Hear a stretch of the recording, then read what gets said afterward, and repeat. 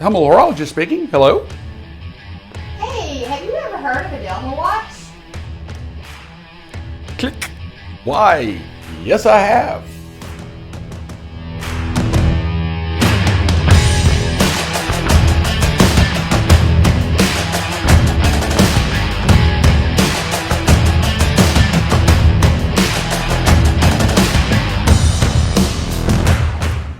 Well, hello. Welcome to the Humble Horologist channel. My name is Anthony, and I'm your ever so humble tour guide into the world of watches. Now, being your guide, you got to understand that I can only take you so many places. I can't take you everywhere. In most cases, my tours will only include the main streets and a few key destinations, you know, the obvious stuff. But every once in a while, I get to spend some extra time exploring the streets, even walking down some of the more obscure side roads, all in an effort to make your horological tour all the better. And that's what I've been doing over the last week or so, touring the little town, or rather the brand of Delma. I've mapped out a few places I want us to go look at, and I hope you'll come along with me. How often do you encounter a new brand of watch? Probably daily if you're looking. It's like everybody and their brother is wanting to make a watch these days. And the number of micro brands, oh my gosh, is staggering. But how often do you get to learn for the very first time about a genuinely independent, family-owned Swiss watch brand that's been around for 100 years? I mean, how often does a brand like that slip under the radar and make you say to yourself, why haven't I heard about them until now? Well, Delma is that kind of brand.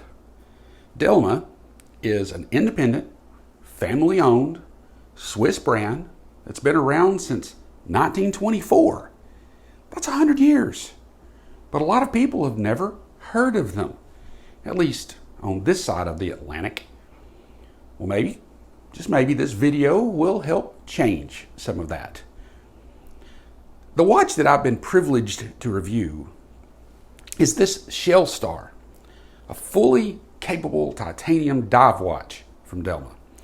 In an earlier video, I did an unboxing of this watch. It's one of those surprise ones. And that was the first time I saw this Delma Shell Star, sorry. And honestly, the first time I'd ever heard of the brand. I didn't know what to expect or anything like that. But as soon as I did a little exploring, the more impressed I really became. The Shell Star is one of several collections of dive watches Delma offers. The others include the Blue Shark, the Cayman World Timer, the Quattro, and Santiago GMT Meridian. Each one is unique, and they offer different water resistance ratings. The Blue Shark 4, for example, offers an amazing 5,000 meters of water resistance. Can you believe it? This watch, the Shell Star, only offers 500 meters of water resistance. Like, oh well. But seriously, this is a watch with a 500 meter rating and still offers a display case back. So like they say, let's flip the camera around and take a closer look at this Delma Shell Star. Honestly, I think you'll be impressed with both the watch and the company. Oh, I meant to tell you something. This is a sponsored video because I got a pin when this watch was sent to me, and they said I could keep the pin. But don't worry, no pin is going to affect my honesty in the way that I review this watch. But it is a really nice pin. Okay, so here it is, the Delma Shell Star, taking a closer look at it. Now, I've spent some time with this watch, and I've worn it, and that has been an awesome experience, especially when I've gone back and forth between this one and some of the other ones, because this is a solid titanium case and bracelet, and it is definitely noticeable when you go from a 316L stainless steel watch that weighs 160 odd grams to this one with a weight of only 136, I believe. Yeah, 136 grams. So it's a big difference on the wearability when you go from a stainless steel to a titanium case and bracelet. But this is a 41 millimeter case with a 22 millimeter lug width. Now when it comes to the lug to lug, we're talking about, well, it's got a 48 millimeter lug to lug, but with the male end links, I think it's more of an effective 56 millimeters, effectively on the wrist. But as you can see outside in the sunlight on my wrist, the way the case curves, it does fit the wrist very well, and I have a 7.5 inch wrist thereabouts, so it fits really well. I believe it would fit well on a smaller wrist too. Looking at the dial, we have a very nice textured dial that does not reflect. And of course we have anti-reflective coating on a sapphire crystal here, but you can see that working. But when you look at the dial itself, it has a nice textured look to it that gives it some character.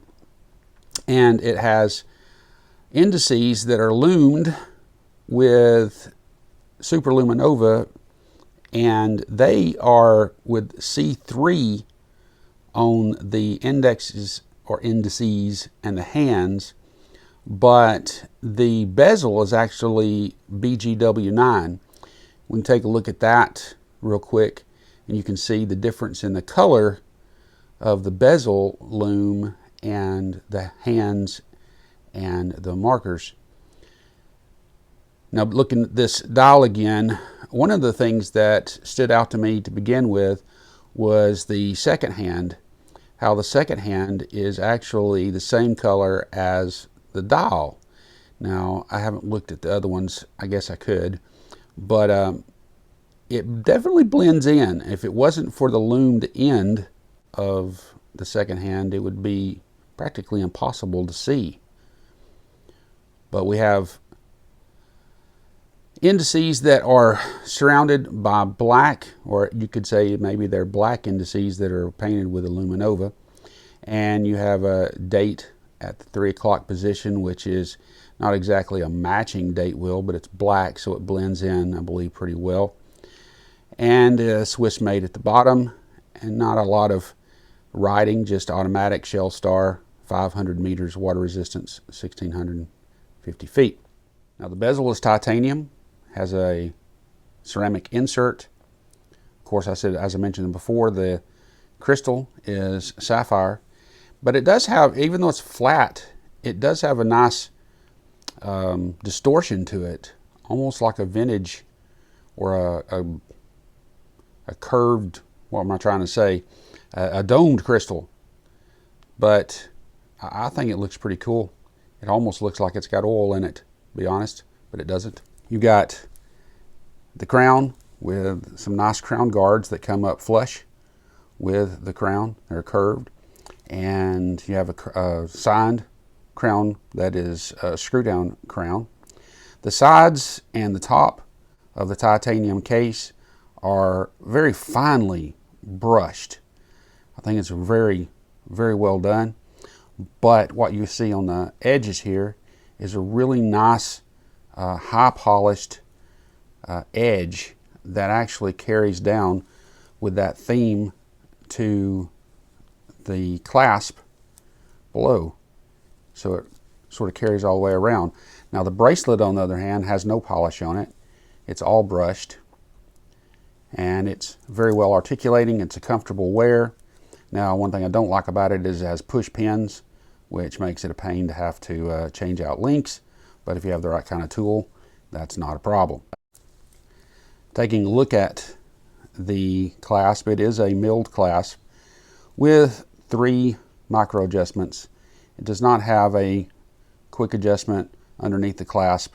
That would be nice, especially at the price range. This watch runs at retail at $1,850, so it's not a cheap watch, but it does have a lot to offer, obviously, at that price range. Now, looking at the back I was wanting to show you this. There's something unique about the case. If you notice that from the front, the case shape, it's not your typical round, diver. And on the back, we notice that the display case back has screws in it. This is not a screw down case back.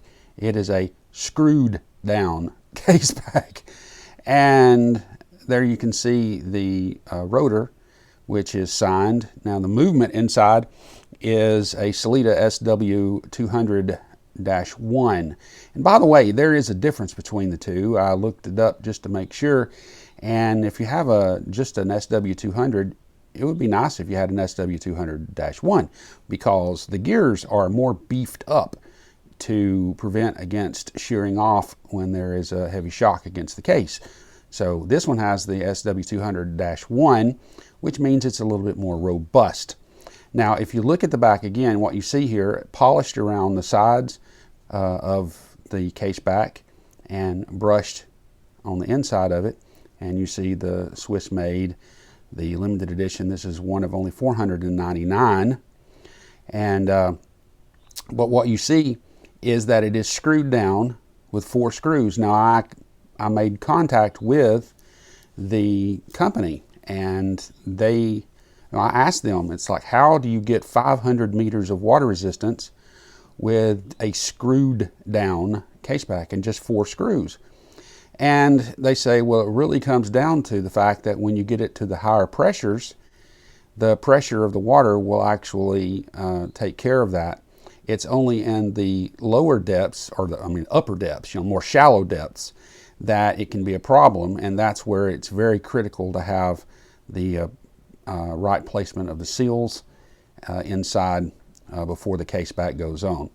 So nothing to worry about at higher depths, only at lower depths. If you've been opening the case back to play with the movement, you probably need to take it to somebody who can make sure the seals are in there properly.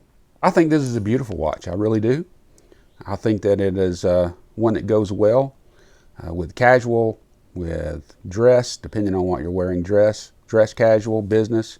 It can go anywhere with you and look well and feel well as you're wearing it. It's comfortable, it's solid, and it seems to be something that would be very dependable.